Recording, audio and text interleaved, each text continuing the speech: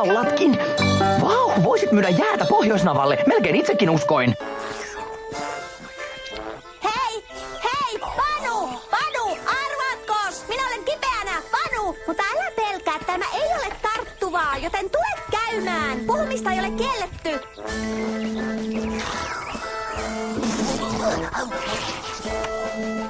Jos menemme näin hitaasti, me myöhästymme kaikesta.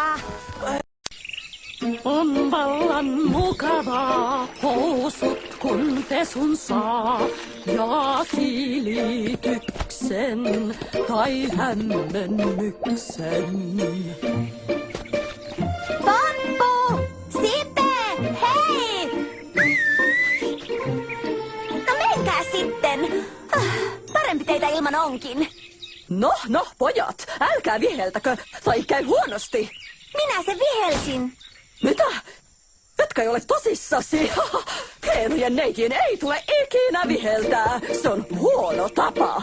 Ai, no sitten, en enää. Sienet vain kattilaan ja ripaus suolaa. Oi, rakastan soppaa.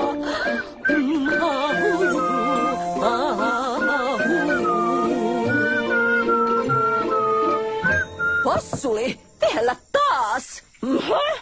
Oh, en osaa lopettaa. Se on paha tapa. Se on hyvin paha tapa. Sinun pitäisi heti lopettaa, jos viheltelet noin. Ja kun kasvat, kukaan ei usko, että olet hieno nainen. Mitäs tämä on? Miten voin lopettaa sen?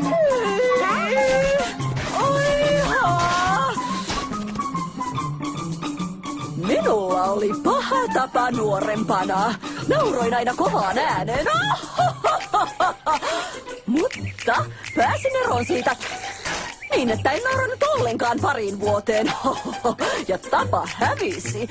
Sinun pitää olla viheltämättä pariin vuoteen. Ja paha tapa katoaa. Huono.